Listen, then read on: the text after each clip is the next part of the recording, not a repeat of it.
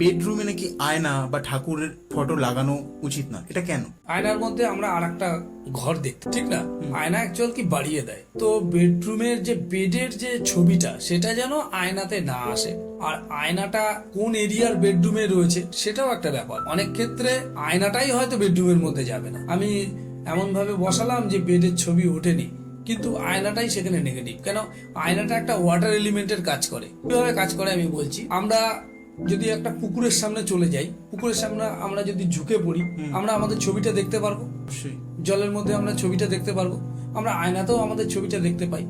তাহলে আমরা বলতে পারি যে আয়না ইকুয়াল টু জল, জলেও ছবি দেখছি, আয়নাতেও ছবি দেখছি। আয়নাটা জল, তো ওয়াটার এলিমেন্টের একটা বস্তু আয়না, সেটাকে আমি আমার হয়তো দেখা যাচ্ছে দক্ষিণ দিকের বেডরুমের মধ্যে রেখে দিই, তাহলে তো জলটাকে আমি ডাইরেক্ট টেনে নিয়ে চলে গেছি বেডরুমের মধ্যে। সেটা কি হচ্ছে, আমার সেই এনার্জিটা কিন্তু নষ্ট হচ্ছে।